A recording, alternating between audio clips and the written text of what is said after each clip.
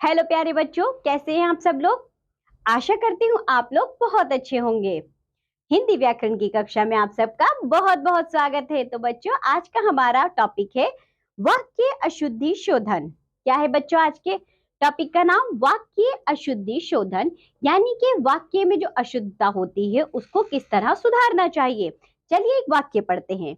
एक वाक्य है, क्या आपको अपना जीवन प्यारा नहीं है? सही वाक्य है। यह वाक्य हमने नाटक के एक अंश से लिया है। यदि हम इस वाक्य को इस तरह लिख दें, क्या जीवन अपना आपको प्यारा नहीं है, तो बच्चों ये वाक्य क्या शुद्ध होगा? नहीं, ये कहलाएगा अशुद्ध वाक्य। क्या कहलाएगा ये? अशुद्ध वाक्य कहलाएगा। इस तरह लिख दें तो क्या आप लोग बता सकते हैं इसमें क्या अशुद्धियां हैं? साधारण तौर पर हम कह सकते हैं कि इस वाक्य में शब्दों का क्रम यानी व्याकरण सम्मत नहीं है। अतः वाक्यों को शुद्ध करने के लिए व्याकरणीय ज्ञान होना आवश्यक है। तो बच्चों, ये जो मैंने अभी बात कही, क्या जीवन अपना आपको प्यारा नहीं है, ये अशुद्ध है। ठीक है, ये तो हमें पता है।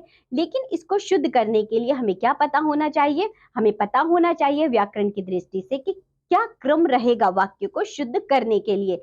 जैसे बच्चों हिंदी व्याकरण में क्या होता है, कर्ता कर्म फिर क्रिया, इस तरीके से आता है ना। चलिए आगे पढ़ते हैं इसे।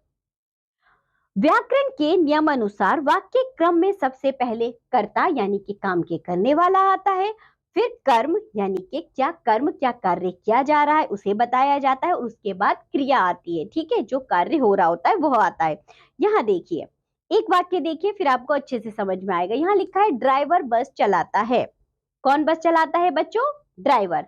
तो जो ड्राइवर है वह करता है, क्योंकि वो बस को चला रहा है, वो तो कार्य कर रहा है। जो बस है बच्चों वो कर्म है, और उसके बाद क्या कार्य हो रहा है? चलाना। चलाता जो है वो क्रिया हो गया। तो बच्चों ड्राइवर बस चलाता है, यदि मैं इस वाक्य को इस तरह बोलूंगी तब ये ठीक है। यानी पहले कर्ता फिर कर्म और उसके बाद में क्रिया आएगी। कर्ता कर्म क्रिया, इस प्रकार यह शुद्ध वाक्य है। अतः वाक्य को व्याकरण के नियमों के अनुसार शुद्ध करना ही वाक्य शोधन कहलाता है।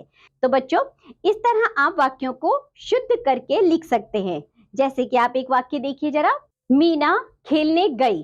तो बच्चों ये क्या है? ये शुद्ध वाक्य है। यदि मैं एक वाक्य ये बोलूं, गया करने कसरत रोहित मैदान, तो बच्चों क्या ये शुद्ध वाक्य है? नहीं।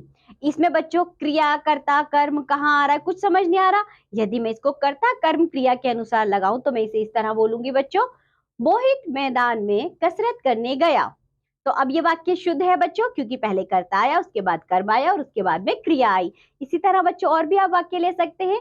व्याकरण दृष्टि से यानी व्याकरण के अनुसार आप पहले वाक्य में कर्ता फिर कर्म और फिर क्रिया लिखेंगे तो आपका वाक्य शुद्ध होगा। ठीक है, इसी तरह और भी वाक्यों को आप शुद्ध करेंगे। यदि वह अशुद्ध है तो बहुत बढ़िया। तो चलिए बच्चों, आज के पाठ में इतना ही। अब हम मिलेंगे आपसे अगली कक्षा में, तब तक के लिए बाय बच्चों।